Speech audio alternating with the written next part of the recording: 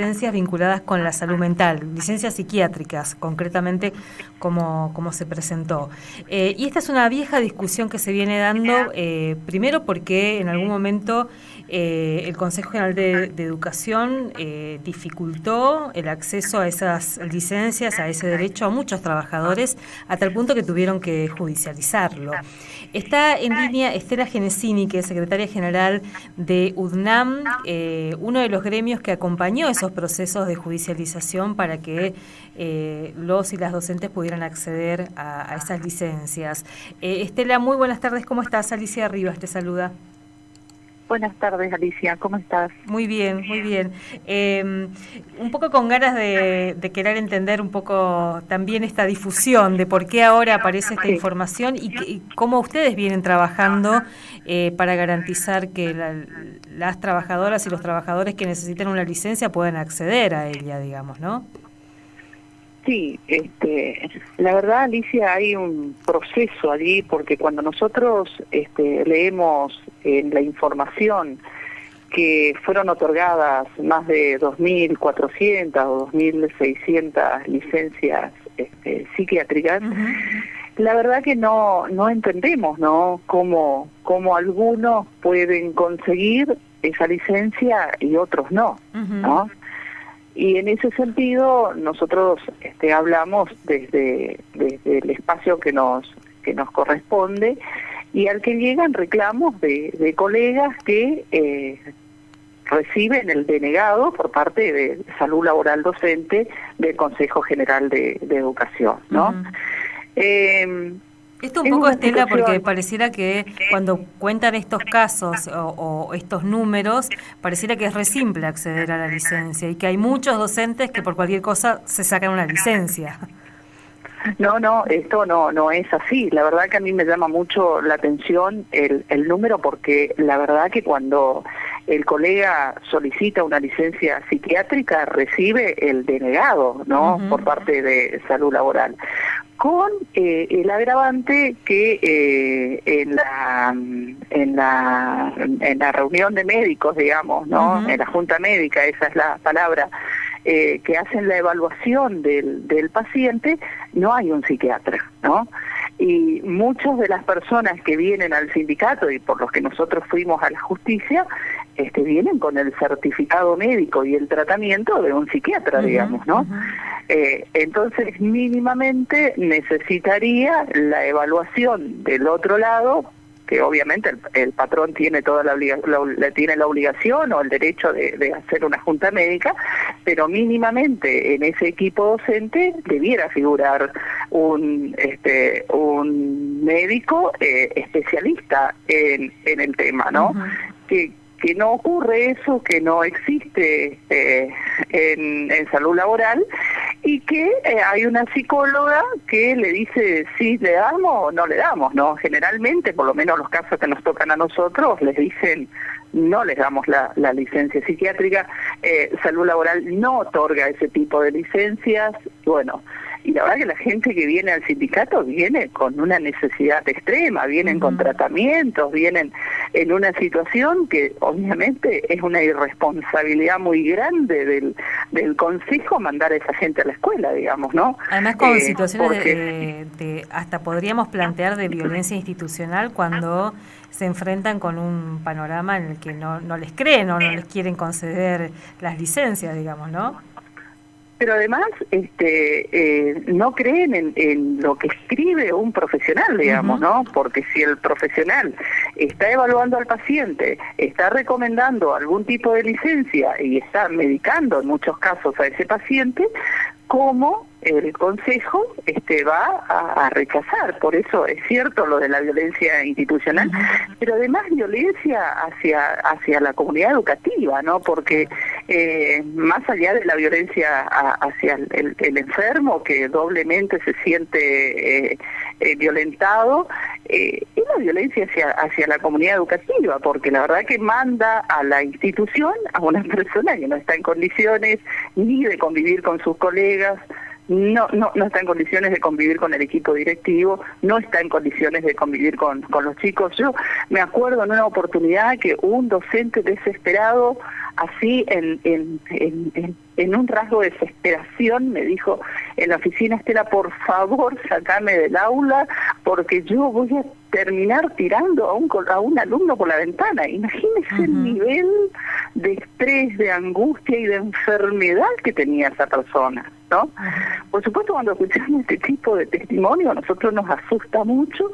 Rápidamente, bueno, con el equipo de abogados que tenemos, iniciamos el proceso de pedido, primero para agotar la vía administrativa ante el propio Consejo General de Educación, y cuando conseguimos la denegatoria, que nos deniegan a nosotros también, no solamente al colega que va a pedir, digamos, sino cuando el sindicato se presenta, también deniega ese pedido, y bueno, no nos queda otro camino que recurrir a la justicia. Por suerte, Alicia, obviamente, porque las pruebas que se presentan son contundentes, todos los casos que estamos presentando en la justicia obligan al Consejo General de Educación a otorgar esa licencia al paciente, ¿no? Al docente. Y es así como una a una vamos bueno, socorriendo y ayudando y bueno, y tratando de que esta gente obtenga la licencia para poder sanarse, porque muchos con un tratamiento vuelven al aula, digamos, ¿no? Pero es el profesional el que tiene que determinar si esa persona está capacitada para estar en el aula o no. No es el consejo con una resolución arbitraria que dicen: a partir de ahora no se otorgarán más licencias psiquiátricas, ¿no? Estela, bueno, pensaba también, hay muchos y muchas trabajadoras que a veces no pueden hacer todo este circuito, digamos, o no están en condiciones de acudir al sindicato, de poder tener un asesoramiento y terminan como volviendo al aula sin resolver la situación, digamos, ¿no? Así es, Alicia. Muchos casos se dan porque los encontramos en las escuelas destruidos o en situaciones que después terminan en casos mucho más graves, ¿no? De situaciones que se dan en la escuela y que uno dice: a ver, ¿dónde arrancó esto? ¿Qué pasó acá? ¿Cuál es el origen de este conflicto que se da en la escuela? Y allí nos dicen: no, lo que pasa es que la colega desde hace mucho tiempo viene con tratamiento, a veces viene en una situación bueno, muy delicada de salud, o muy sensible, o bueno, por supuesto, porque la persona no está mal, no está en condiciones de estar en el aula, y bueno, hay una obligación del Estado en mandarle al aula al colega sin tener en cuenta todo lo que puede generar, ¿no? Y el peligro inclusive para los chicos, ¿no? Y bueno, en estos casos nosotros recurrimos a la justicia y bueno, vamos logrando que el Estado bueno, dé las licencias pedidas por el profesional. Y como le decía Alicia, muchos se curan y vuelven al aula y pueden terminar los años que les faltan en actividad para poder jubilarse. Y otros que, bueno, ustedes saben muy bien que nosotros podemos jubilarnos a partir de los 30 años, bueno, pero nos vamos con el 75%, obviamente que todos tratan de llegar al 82% móvil, por lo tanto trabajan 37 años, ¿no? Sí.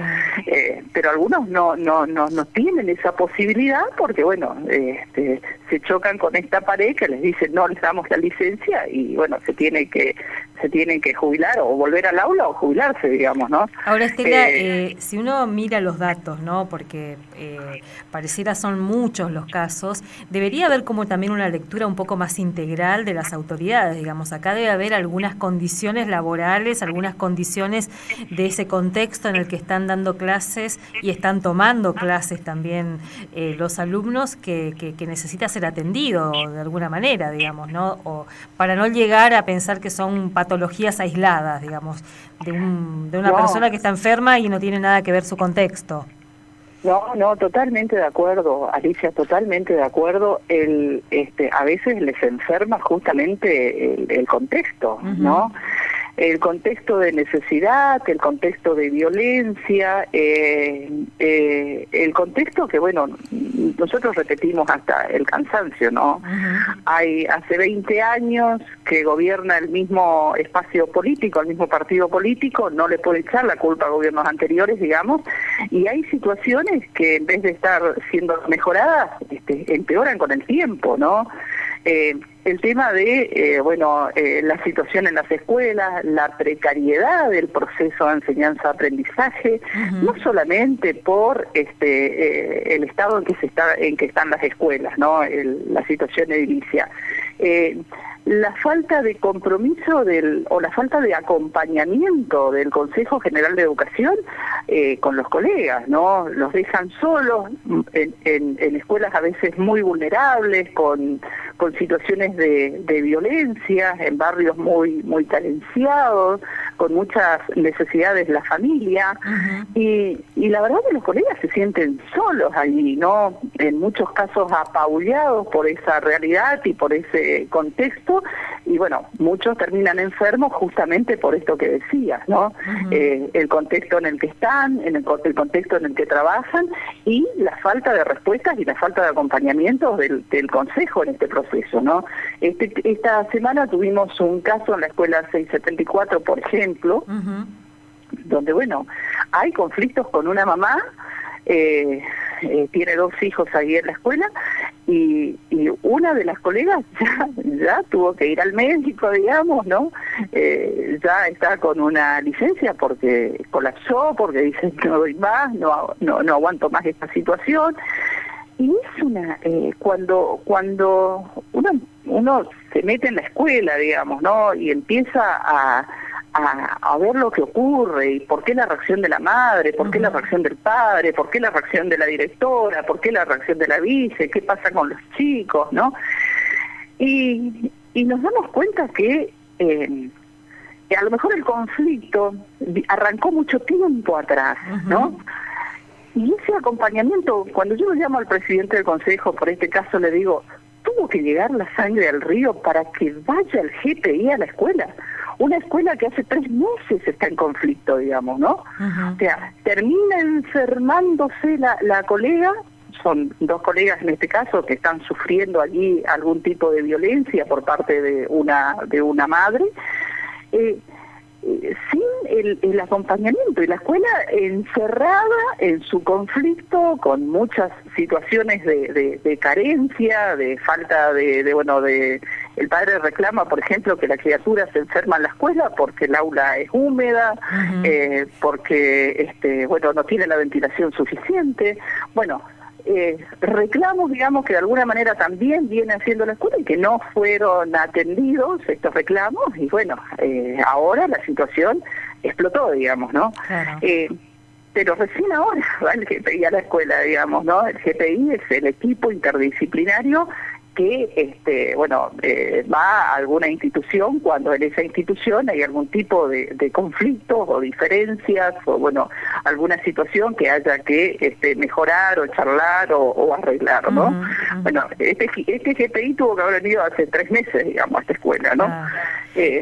Es ahí donde nosotros reclamamos la falta de acompañamiento del Estado, en este caso del Consejo General de Educación, ¿no? Esto que ustedes dicen siempre cuando están en conflicto, reclamando que no es solamente salario, digamos, ¿no? Que hay mucho más allá de el salario, que es un reclamo siempre justo, pero de todas las otras condiciones que conviven ahí en las escuelas. Sí, totalmente, Alicia, totalmente. La falta de infraestructura. En estos días saltó lo de la falta de dinero para el comedor de una escuela, la 484 de Nemesio Parma, ¿no? Donde escuchábamos a la directora decir que este año no recibieron dinero para el comedor. Esta tarde estuvimos en esa escuela, ¿no?